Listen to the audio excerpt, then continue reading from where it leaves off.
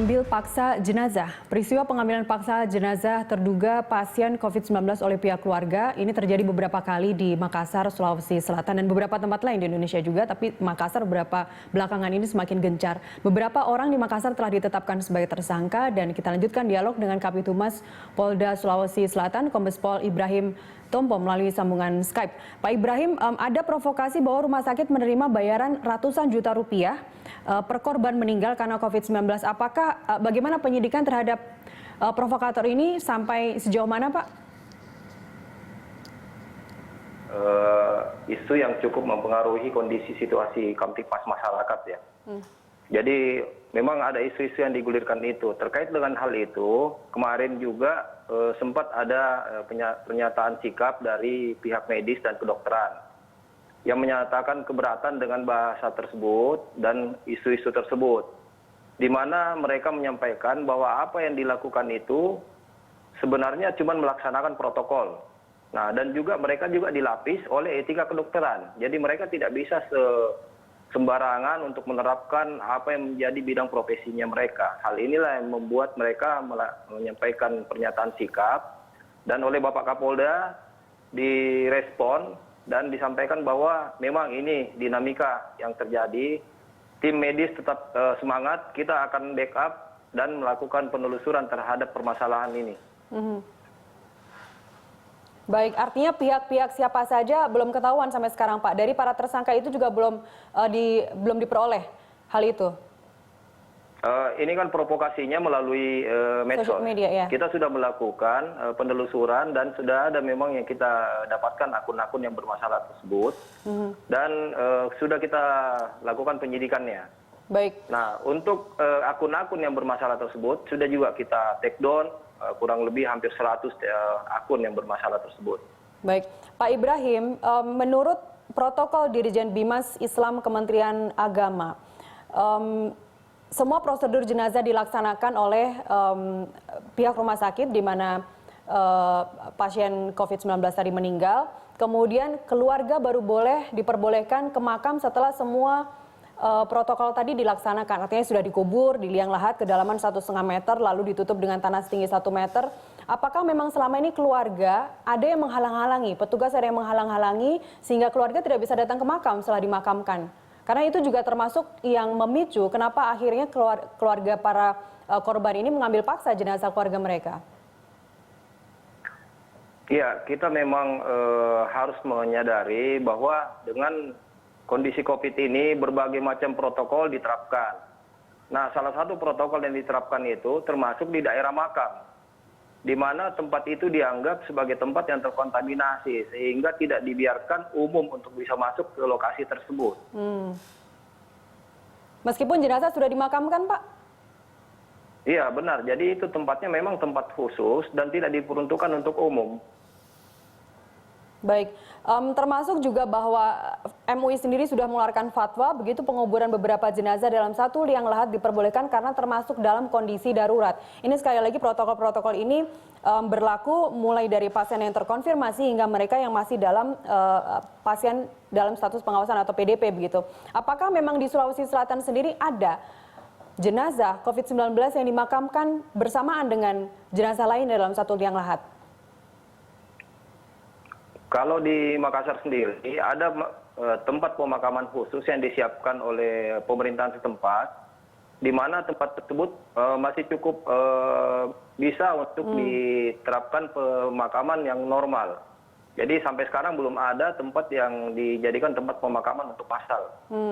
Baik, ini juga yang menjadi concern dari keluarga korban begitu yang mengaku bahwa mereka keberatan akan kemungkinan jenazah dimakamkan dengan mayat yang lain begitu.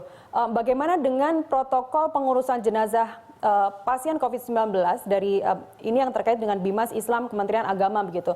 Ada 5 poin di sini saya bacakan. Saya ingin mengetahui apakah memang sosialisasi protap-protap ini selama ini terus disosialisasi kepada keluarga begitu. Pengurusan jenazah hanya boleh dilakukan oleh pihak dinas kesehatan secara resmi, rumah sakit tempat meninggalnya pasien, tentu saja itu yang akan mengurusnya. Jenazah ditutup dengan kain kafan atau bahan yang terbuat dari plastik yang mampu menahan air atau bahan kayu atau bahan lain yang tidak mudah tercemar. Apakah ini juga yang menjadi keberatan para keluarga? Karena otomatis jenazah ini akan dimakamkan bersamaan dengan peti mayatnya? Memang secara umum komplain-komplain yang datang ini menyampaikan bahwa mereka berharap bisa memperlakukan jenazah keluarga mereka dengan cara yang normal. Nah, untuk protokol-protokol sendiri yang di rumah sakit, ini memang sudah ada tim tersendiri yang mengurus hal tersebut. Nah, secara spesifik memang tidak disampaikan detail-detail tentang pengurusan tersebut. Namun masyarakat juga tidak memikirkan tentang detail-detail tersebut. Mereka cuma menyampaikan secara umum bahwa mereka berharap bisa mengurus jenazah keluarganya dengan cara yang seperti biasa. Bahwa kemudian jika secara Islam jenazah itu dimandikan, disolatkan, namun karena ini protokol kesehatan, sekali lagi ada kandungan, ada virus yang masih kemungkinan menular meskipun sudah mati indungnya. Artinya begini, induknya tadi sudah mati, artinya dari jenazah ini masih kemungkinan bisa memaparkan, bisa menularkan COVID-19 begitu. Apakah dengan peristiwa ini kemudian akan disosialisasikan dengan cara sedetil itu, Pak? Termasuk dengan protokol-protokol dari Bimas Islam Kementerian Agama atau Fatwa MUI sendiri?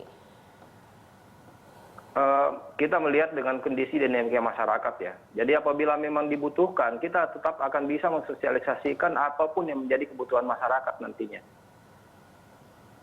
Baik, rasanya ini sudah, kalau kita lihat videonya saja Pak, ini sudah serem gitu, karena mereka sudah pakai senjata tajam, mengancam para tenaga kesehatan sendiri sudah kurang istirahat, mereka berjibaku di front line untuk menyembuhkan pasien. Usulan dari Dekan Fakultas Kesehatan Masyarakat Universitas Hasanuddin bahwa pendekatan ini tidak hanya secara struktural, artinya edukasi, sosialisasi melalui pemuka agama tetapi juga kultural begitu, artinya apakah mungkin ini diberikan kepada warga, kepada keluarga, alat APD yang lengkap misalnya, untuk kemudian ikut dalam prosesi pemandian ataupun pemakaman jenazah sendiri, Pak? Apakah itu mungkin diusulkan kepada gugus tugas provinsi? Karena kita mengingat Makassar angkanya yang paling tinggi saat ini untuk pengambilan jenazah secara paksa ini.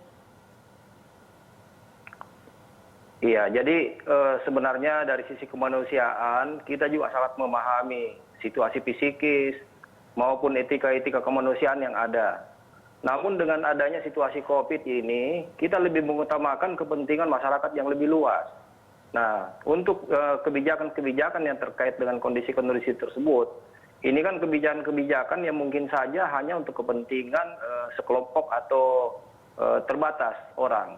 Nah, protokol yang utama ini kan kepentingan masyarakat luas. Jadi mungkin hal-hal tersebut pertimbangannya lebih bagus kita mempertimbangkan masalah yang lebih luas lagi.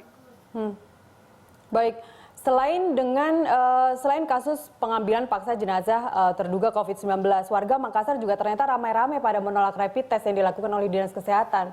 Apa solusi tercepat jangka pendeknya saat ini, Pak Ibrahim? Ya, ini juga merupakan isu yang sempat bergulir di wilayah Makassar. Kita juga sudah melakukan pendalaman terkait dengan isu-isu tersebut. Nah, kemudian untuk langkah-langkah di lapangannya, kita sudah berkoordinasi juga dari pihak medis dan tim gugus juga sudah berkoordinasi. Nanti akan tetap dilakukan upaya-upaya persuasif dan memberikan pemahaman kepada masyarakat tentang pentingnya rapid test tersebut. Baik, dan itu akan terus diupayakan ya Pak, mengingat Sulawesi Selatan sendiri saat ini kasusnya ada 2.383 termasuk 10 besar dari provinsi yang juga tingkat positif COVID-19-nya tinggi begitu. Pak Ibrahim, terakhir apa himbauan Anda untuk keluarga yang saat ini kemungkinan sedang menunggui keluarga di Makassar, di Sulawesi Selatan yang sedang menunggui keluarga yang baik pasien dalam pengawasan ataupun mereka yang sudah dinyatakan positif COVID-19 agar tetap menaati protokol yang sudah ditetapkan? Iya, kita berharap bahwa masyarakat ini memahami situasi yang ada saat ini. Kita masih tetap waspada terkait penyebaran COVID ini. Untuk itu kita berharap masyarakat bisa menyelesaikan situasi-situasi yang ada dan juga menyelaraskan protokol-protokol yang ada. Adapun langkah penegakan hukum yang dilaksanakan oleh aparat kepolisian itu tidak lain tidak bukan hanya untuk melakukan pelindungan terhadap masyarakat yang lebih luas atau kepentingan masyarakat yang lebih luas. Kita berharap tidak ada lagi yang melakukan pemaksaan-pemaksaan terkait dengan standar protokol kesehatan ini. Selain karena memang itu berdampak kepada masyarakat luas, juga ini mempunyai efek pidananya. Untuk itu kita berharap masyarakat bisa memahami kondisi ini. Ya. Dan ancaman hukumannya pun juga tidak main-main. Ada Undang-Undang Nomor 6 Tahun 2018 tentang karantina kesehatan, juga kemudian KUHP ada pasal 335 perbuatan tidak menyenangkan, dan pasal berlapis bagi mereka yang menjadi provokator begitu. Pak Kombes Pol Ibrahim Tompo, terima kasih telah bersama kami di Morning Talks pagi ini, Pak. Terima kasih Nastiti, terima kasih Berita Satu. Baik, pemirsa, informasi lainnya masih akan kami hadirkan usai jeda berikut.